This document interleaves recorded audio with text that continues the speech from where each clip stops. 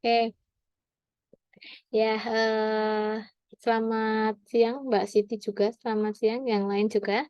Oke, kita mulai saja perkuliahan materi ketiga dan empat ya. Nanti eh, yang lain bisa untuk menyusul gitu. Saya mulai untuk share screen-nya. Ada kita masih materi ya di minggu ketiga dan empat. Nanti mungkin ada tugas setelah minggu ketujuh gitu. Oke, sebelum kita belajar MS Project ada materi dasar yang eh, kita pelajari dulu. Yang kemarin kita belajar tentang pendahuluan ya. Kemudian kita kedua ini belajar yang namanya rencana proyek gitu. Nah, rencana proyek untuk merencanakan sebuah proyek itu kita perlu tahu. Nah, kita perlu tahu ada di elemen di samping ini ya. Apa saja yang perlu kita ketahui. Yang pertama, saat kita merencanakan itu ada pertanyaan tentang apa. Jadi, buatnya itu apa. Jadi, apa saja yang harus dikerjakan. Yang dikerjakan itu kalau di proyek disebut dengan aktivitas. Jadi, aktivitas itu seperti kalau kita membangun rumah itu aktivitasnya ada galian tanah, kemudian pondasi batu kali, kemudian sloof, kemudian balok, kolom, itu disebut aktivitas, di mana aktivitas itu adalah sebuah pekerjaan yang tidak bisa dibagi lagi. Artinya pekerjaan itu tidak bisa diturunkan lagi, itu disebut aktivitas. Nah, aktivitas itu di situ merupakan sebuah pekerjaan tidak bisa diturunkan lagi. Kalau membangun rumah itu merupakan sebuah proyek, dia bisa diturunkan melalui beberapa aktivitas. Kemudian yang berikutnya pertanyaannya adalah how. Bagaimana cara mengerjakannya? Apakah kita menggunakan sistem manual atau kita menggunakan teknologi? Kemudian yang berikutnya who. Siapa yang mengerjakan? Dikerjakan sendiri atau dikerjakan organisasi? Pertanyaannya seperti itu. Kemudian pertanyaan berikutnya adalah when atau berapa lama proyek ini harus selesai. Nah, itu bisa kita lihat dengan yang namanya schedule. Nah, kemudian yang terakhir lain-lainnya itu kita bisa tanya berapa anggaran biayanya. Kemudian apa saja risiko yang ada di dalamnya. Terhadap biayanya bagaimana, terhadap mutunya bagaimana, terhadap waktunya bagaimana. Itu saat kita merencanakan proyek akan muncul pertanyaan-pertanyaan itu. Kemudian yang dilakukan setelah punya sebuah proyek, langkah berikutnya adalah work breakdown structure atau disebut dengan WBS ya. Ini teman-teman kalau nanti atau semester depan dapat materi merencanakan rencana anggaran biaya. Nah, langkah teman-teman itu yang sebelum menghitung volume itu disebut langkahnya itu membreakdown structure atau WBS ya, work breakdown structure. Jadi, misalkan kita punya rumah, kemudian kita pecah bagian dalam, bagian fondasi, dan bagian luar. Misalkan kita membreakdownnya seperti itu. Nah, bagian dalam terdiri dari listriknya. Kemudian listrik itu dipecah lagi menjadi menginstalnya, kemudian HVAC peralatannya seperti apa. Kemudian breakdown yang kedua setelah electricity itu ada plumbing. Atau misalkan kita tingkatan level yang dua itu selain internal ada pekerjaan fondasi. Nah, pekerjaan fondasi terdiri atas dua, misalkan excavation itu apa persiapan ekskavasi lahan, kemudian ada steel erection atau pemberdirian baja. Kemudian yang ketiga ada pekerjaan eksternal terdiri dari masonry work itu pasangan bata misalkan. Kemudian yang kedua dari pecahan dari eksternal itu ada building finish atau finishing finishing bangunan. Nah, ini aktivitas yang diturun-turunkan ini disebut dengan yang namanya WBS ya, work breakdown structure, di mana levelnya itu setiap tingkatan itu akan semakin turun semakin turun. Ini yang proyeknya itu disebut level 1. Kemudian turunlah jadi level 2 seperti ini. Kemudian yang ini menjadi level 3. Turunannya level 3 menjadi level 4 yang ada di sebelah sini. Ini level 4 juga ya. kolom, BIM, dan lain sebagainya. Itu menjadi turunan. Oke, Mas Faiz Rifki. Belum bisa join, baterainya habis. Oke, kemudian ini nanti saya record, nanti saya masukkan ke YouTube ya. Nanti jika teman-teman ada yang ketinggalan atau ingin penjelasan lebih lanjut, nanti bisa disaksikan di YouTube. Nanti saya upload. Gitu. Kemudian yang berikutnya ada yang namanya manfaat BPS. Nah, jadi kita membreakdown structure tadi, kalau kita ingin membangun sebuah rumah, kemudian kita breakdown fondasi, pekerjaan dalam, pekerjaan luar. Kemudian pekerjaan dalam terdiri atas apa saja? Tadi ada listrik, ada pipa, kemudian pekerjaan fondasi itu ada galian dan pemasangan fondasi, pemasangan baja, kemudian yang di pekerjaan luar itu ada tadi masang bata, kemudian dan lain sebagainya. Nah, manfaat dari kita menguraikan aktivitas itu yang pertama adalah dalam tahap analisis BPS dapat digunakan untuk memastikan akurasi dan kelengkapan dari semua personil proyek. Jadi saat itunya sudah lengkap, kemudian kita bisa memposisikan. Nah, kira-kira personilnya atau pekerjanya untuk ini itu berapa, untuk aktivitas ini berapanya. Jadi kita bisa tahu. Kemudian yang kedua manfaatnya dijadikan sebagai dasar penganggaran dan penjadwalan. Jadi setelah kita membreakdown tadi, kemudian kita bisa mengetahui anggarannya berapa, sehingga kita juga bisa menjadwalkannya. Kalau itu sudah menurun secara rinci. Jadi kita bisa menghitung volumenya untuk menghitung RAB-nya dan dijadwalkan juga. Kemudian yang terakhir fungsinya sebagai alat kontrol pelaksanaan proyek tentunya. Oke, kemudian yang berikutnya ada yang namanya organizational breakdown structure ya. Jadi proses yang kita lakukan untuk mengelola tatanan aktivitas-aktivitas tadi itu disebut yang namanya organization ya bahasa Indonesianya. Jadi mengorganisasikan eh, rincian aktivitas-aktivitas. Tujuannya ya sama, jadi menyediakan suatu kerangka untuk meringkas kerja unit organisasi, mengidentifikasikan unit organisasi yang bertanggung jawab pada paket pekerjaan tertentu, kemudian dan mengikat unit organisasi kepada akun pengendalian biaya. Jadi kalau kita sudah punya breakdown, kemudian kita menentukan orangnya siapa, nah itu disebut prosesnya organizational breakdown structure. Kita memasukkan siapa-siapa yang bertanggung jawab pada aktivitas tersebut. Kemudian ini struktur organisasi proyek, nanti materinya saya upload, teman-teman bisa lihat di sana ya. Materinya seperti ini, nanti bisa dipelajari sendiri, saya skip. Kemudian yang ketujuh ada responsibility assignment metric ya. Jadi ini kalau kita sudah punya aktivitas ya, aktivitasnya apa saja, kemudian ini adalah stakeholder itu yang terlibat siapa. Jadi kita bisa memplottingkan kira-kira ini terlibat di tahap ini saat Sarah di tahap project request itu ada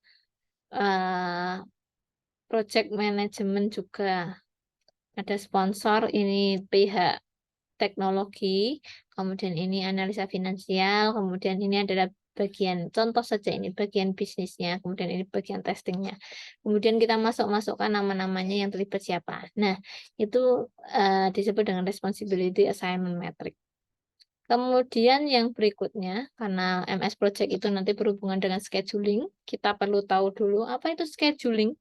Jadi penjadwalan, scheduling itu sama dengan penjadwalan, yaitu berkaitan dengan penentuan waktu atau durasi dan urutan kerja dari kegiatan-kegiatan proyek, sehingga dapat menghitung waktu selesai keseluruhan pekerjaan suatu proyek ya. Jadi menjadwalkan itu disebut dengan scheduling, menentukan durasi suatu kegiatan, sehingga proyek itu bisa mulai dari awal sampai dengan akhir. Berikutnya bisa dilihat di sini, ini adalah network diagram ya. Setelah kita melakukan penentuan durasi, nanti di MS Project kita juga membuat yang namanya network diagram atau diagram jalan kerja. Kenapa kita harus membuat itu? Keunggulannya yang pertama, dapat menunjukkan hubungan urutan kegiatan secara grafis. Kemudian dapat menunjukkan lintasan kritis. Lintasan kritis itu apa? Lintasan kritis itu kalau kita misalkan di proyek itu adalah alur pekerjaan yang kegiatannya itu tidak boleh terlambat. Dia ada di lintasan kritis. Kalau kegiatan itu terlambat, maka durasi proyek akan terlambat secara keseluruhan gitu. Jadi misalkan ada sebuah proyek durasinya 100 hari, dinilai kontraknya itu 100 hari, itu dihitung dari lintasan kritisnya. Jika salah satu aktivitas di lintasan kritis itu terhambat atau terlambat, maka nanti durasinya bisa bertambah, bisa 101, 110. Nah, itu dipengaruhi oleh itu. Tapi pekerjaan yang di luar lintasan kritis itu boleh disesuaikan waktunya, boleh dimaju mundurkan sesuai dengan jalur kerjanya. Kemudian yang berikutnya ada membantu fokus pada masalah penting. Kemudian analisis rencana alternatif dan yang terakhir membantu tim untuk review ya. Tapi penggunaan network diagram itu ada kelemahannya. Nah, kelemahannya yaitu network yang sangat besar itu akan susah dianalisis. Kemudian biasanya harga softwarenya itu mahal seperti itu. Kemudian network diagram itu eh, ada dua tipe. Network schedule itu disebut dengan CPM, itu ada dua tipe. Yang pertama AOA dan AON ya. Activity-nya ada di panah, biasanya menggunakan lingkaran. Kemudian aktivitasnya ada di node atau biasanya menggunakan kotak seperti itu. Kemudian contohnya di sini ya. Ini ada aktivitas aktivitas aktivitas aktivitas pekerjaan ada di aktivitas pekerjaannya ada di panah. Misalkan ada aktivitas A, B, C, D, E, F, G, H, I, J. Kemudian ada durasinya. Aktivitas A itu durasinya 1 hari. Aktivitas B 2 hari. Aktivitas C adalah 3 hari. Aktivitas D 4 hari, 5 hari. Kemudian F 4 hari dan seterusnya. Nah, kemudian panah itu adalah waktunya dan aktivitasnya. Kemudian note itu menunjukkan kejadian atau penghubung antar kegiatan. Biasanya ini note ini yang pertama itu waktu mulai ya start, kemudian yang terakhir ini disebut finish. Jadi CPM itu dia akan selalu menghubungkan waktu mulai dan waktu selesai. Nah, kemudian artinya apa? Waktu saat mulai itu ada 3 aktivitas yang bersamaan, yang bisa mulai lebih dahulu.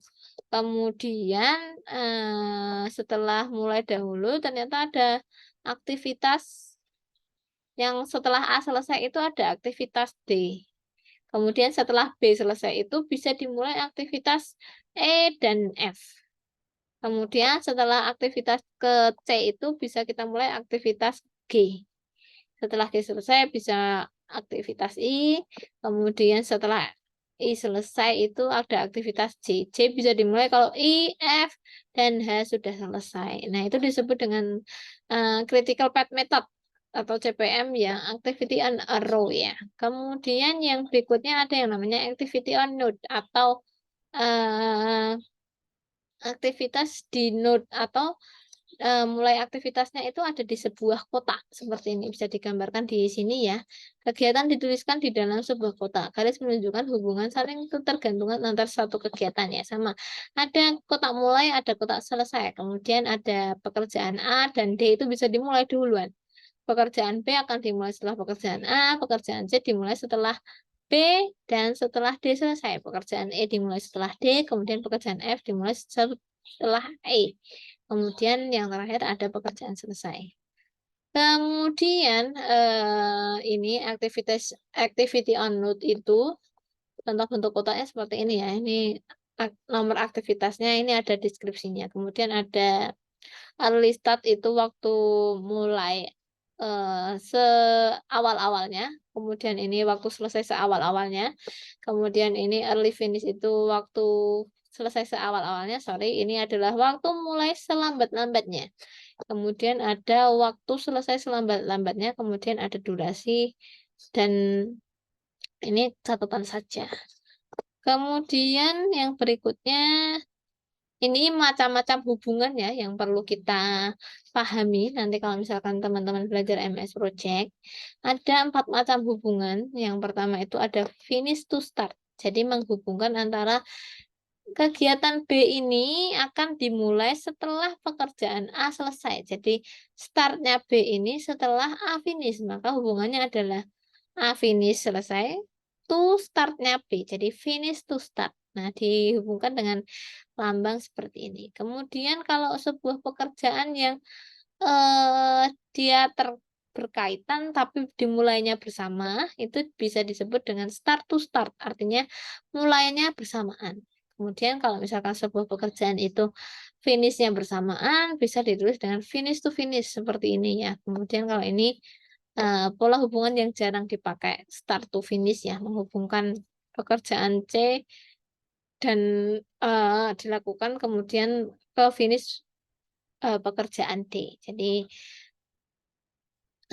bisa dikatakan bahwa dia itu pekerjaan D harus selesai bersamaan dengan C itu mulai gitu.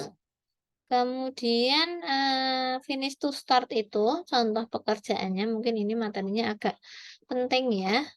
Contohnya seperti ini. Kita punya yang pertama aktivitasnya. Aktivitasnya itu yang pertama ada pembesian. Kemudian aktivitas berikutnya ada pengecoran ya. Tentu cor itu bisa dilakukan setelah ada pembesian. Kemudian ya di situ kan ada backcastingnya, kemudian dibongkar cetakan. Bongkar cetakan akan dilakukan setelah cor selesai. Kemudian ada durasinya. Pembesian itu 10 hari, kemudian cor itu 20 hari, kemudian bongkar cetakan itu 30 hari ya. Kemudian hubungannya adalah finish to start. Finish to start itu dapat mempunyai zero lag atau positive lag atau negative lag. Positive lag, misal beton harus mengeras terlebih dahulu sebelum cetakan dapat dibuka. Jadi kita akan membuka cetakan setelah beton itu mengeras. Kalau negatif lag itu kegiatan dapat dimulai sebelum kegiatan yang mendahului selesai. Artinya kalau ini selesai kemudian itu kita tunda 2 minggu baru kita copot. Nah, kalau ini yang negatif flag itu, yang ini belum selesai semua, misalkan layout dan penggalian tanah itu, kalau misalkan ini belum selesai semua, kegiatan berikutnya itu boleh dilakukan. Jadi selisih 1 hari, seperti itu. Nah, ini disebut negatif flag. Berikutnya ada hubungan start to start. Nah, ini bisa dikatakan mulainya bersamaan atau kita bisa lihat lag-nya. Kalau misalkan dia lag-nya positif, dia bersamaan tapi selisihnya 2 hari. Artinya galian itu mulai terlebih dahulu 2 hari, kemudian ada pasangan fondasi dimulai bersamaan setelah 2 hari. Nah, kalau ini misalkan dia zero lag ya, dapat dilakukan bersamaan. Kemudian yang negatif lag ini jarang sekali digunakan seperti itu. Sama ya, kemudian ada hubungan finish to finish. Finish to finish itu selesainya bersamaan. Kalau misalkan dia zero lag ya berarti selesainya bareng. Kalau misalkan dia positif lag seperti pekerjaan galian dan fondasi ini, maka pasangan fondasi selesai 1 hari setelah galian selesai seperti ini. Kemudian yang berikutnya ada negatif lag, ini jarang sekali dipakai ya, karena tidak bisa untuk didefinisikan di teknik sipil. Oke, kemudian pekerjaan start to finish ini juga sangat dihindari di teknik sipil karena membingungkan seperti itu. Saya saja juga bingung. Oke, kemudian eh ini kita ada yang namanya menghitung early and late start dan finish date ya. Di sini yang namanya kolom yang ini namanya early start, kemudian ini yang namanya early finish. Jadi ini tuh tanggal mulai paling awal, ini tanggal selesai paling awal. Yang di bawah tanggal mulai proyek paling akhir, kemudian ini tanggal finish atau selesai aktivitas itu paling akhir. Misalkan kita punya tanda mulai seperti ini. Kemudian mulai itu di kotak-kotak kita mengisi yang ini dulu, 0 dan 0 ya, karena banyak 0. Kemudian kita masuk ke sini, ada aktivitas yang namanya aktivitas yang namanya A, kemudian durasinya 5 hari, dan aktivitas B yang durasinya 10. Ini 0 kita teruskan di sini. Ini juga 0 kita teruskan ke sini. Mohon diperhatikan. Kemudian ini durasinya 5, kita bawa tambahkan di atasnya ya. Jadi 5, 0 tambah 5. Kemudian di sini di 10, 0 tambah 10 menjadi 10. Kemudian di sini ada pilihan antara 5 dan 10 yang akan saya bawa ke sini, pilih yang besar. Oke, saya pilih adalah 10 ya. Antara 5 dan 10 dipilih yang besar. Jadilah 5. Kemudian 5 ditambah kotak yang bawah jadilah 17. Oke. Kemudian untuk yang bagian bawah caranya sama. Kita turunkan dulu yang ini. Ini namanya hitung mundur kalau yang bawah. Yang bawah 17, kemudian dikurangkan dengan durasi yang ada di dalam kotak, kemudian jadi 10. Nilai 10 ini kita turunkan ke dua belah pihak. Kemudian di dalamnya 10 dikurangi 5 jadi 5. 10 dikurangi 10 jadi 0. Nah, ini yang agak berbeda. Kalau ke belakang itu, kalau yang tadi kita pilih yang besar, kalau ke belakang itu pilih yang kecil. Antara 5 dan 0, yang kita tulis yang kecil. Oke, kita pilih yang namanya 0. Nah, lintasan kritis adalah apa? Lintasan kritis itu yang ES-nya itu sama dengan LS dan EF-nya sama dengan LF. Jadi nilainya itu sama. 10 sama dengan 10, 17, 17, 0, 10, 0, 10. Nah, ini adalah lintasan kritis. Pekerjaan yang tidak boleh terlambat itu adalah pekerjaan B dan pekerjaan C.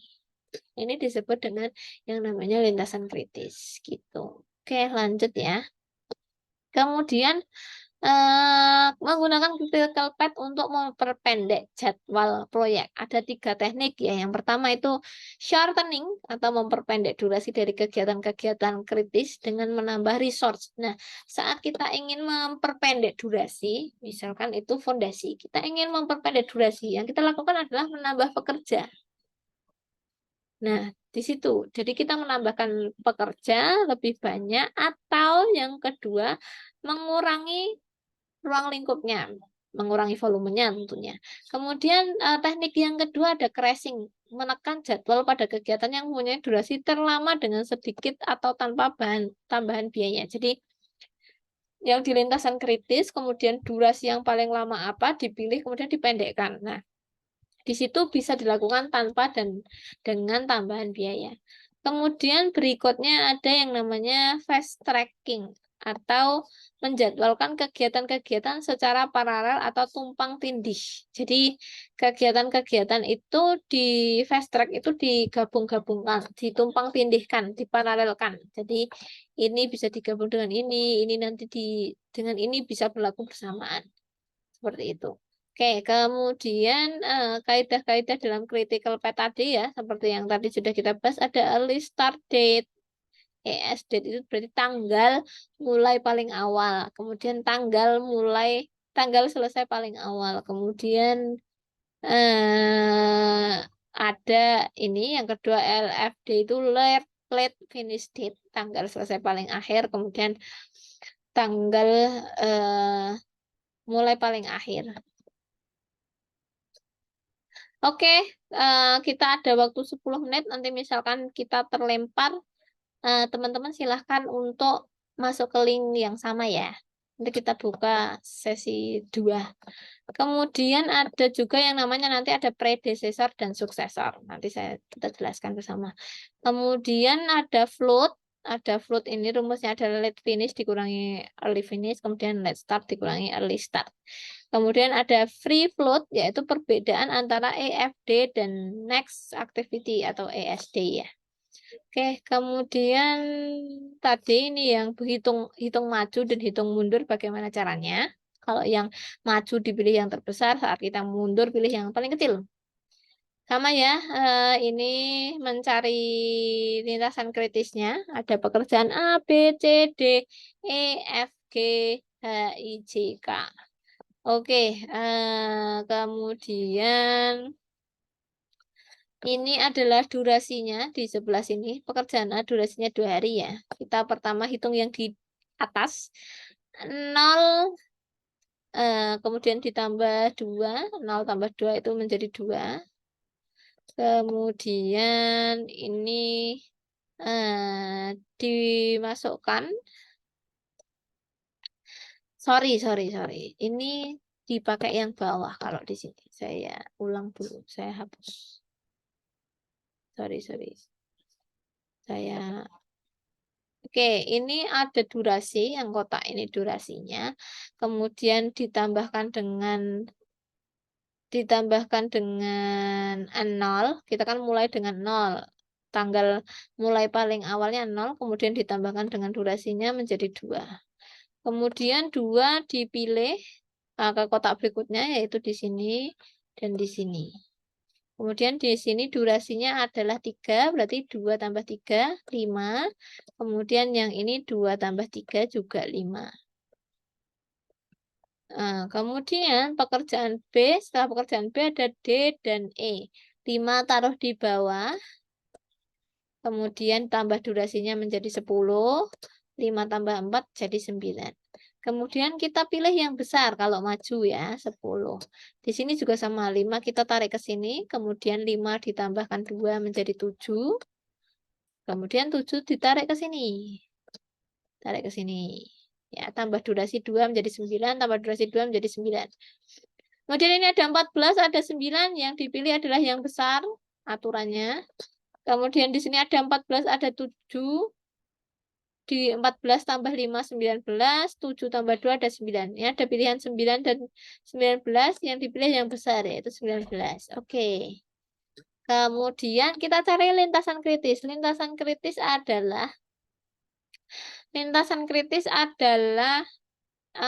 ketika poin ini sama dengan nilai ini. Ya. Kemudian ini juga sama dengan ini. Atau yang bisa dikatakan floatnya itu yang bagian kotak ini itu nilainya 0. Nah, jadi ini lintasan kritis, kemudian ini lintasan kritis karena ininya 0, kemudian ini lintasan kritis, ini tidak kritis, ini kritis, dan ini kritis. Jadi bisa saya tuliskan bahwa lintasan kritisnya itu adalah A, B, kemudian E, kemudian G, kemudian C, dan yang terakhir adalah K. Nah, saat kita melakukan percepatan tadi, yang kita percepat adalah pekerjaan yang ada di lintasan kritis ini. Nah, itu bisa membuat suatu proyek itu lebih cepat. Tapi kalau yang kalian percepat itu di lain jalur ini, itu sama aja tidak bisa dipercepat karena itu tidak berada di lintasan kritis ya, kita. Dan misalkan contohnya di sini teman-teman ingin mempercepat yang C. Padahal C ini tidak kritis ya. C itu bisa kita geser-geserkan durasinya itu sampai 5 hari. Di sini kan floatnya itu kan 5 hari. Artinya dia bisa maju 5 hari, mundur 5 hari seperti itu. Tapi saat dia di lintasan kritis itu floatnya 0. Jadi dia tidak bisa maju, tidak bisa mundur. Ya, dia harus selesai pada waktu itu. Nah, jadi saat kita mempercepat pekerjaan, yang dipercepat itu harus saat ada di lintasan kritis. Oke, sampai di situ. Ada yang ingin ditanyakan dulu? Stop share dulu. Sampai di situ ada yang mau ditanyakan dulu? Belum ada ya? Nanti kalau misalkan belum ada, seperti yang saya sebutkan tadi, misalkan kita terlempar, nanti mohon masuk lagi ya. Ini durasinya masih 4 menit lagi. Misalkan nanti kita terlempar, nanti silakan teman-teman masuk lagi. Saya presensi dulu ya. Ini tanggal berapa hari ini? Tanggal 24. Sambil nunggu azan di tempat saya.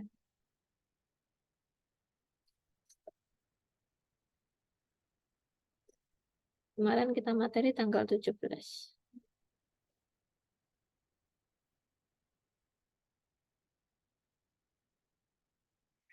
Mbak Emalian Amanda ada?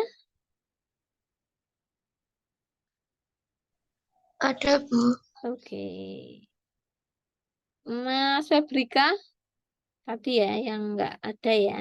Tapi nggak apa-apa, saya Sudah tahu. Faiz, Rifki Himawan, Mas Faiz. Ada ya, tadi saya lihat namanya. Kemudian Mas Wahyu Triadi. Ada ya. Ada, Bu. Oke. Kemudian Mbak Siti, ada Siti Wahidah Kamilah. Ada. Oke, baik. Ya, sambil kita tunggu adzan dulu ya di tempat saya.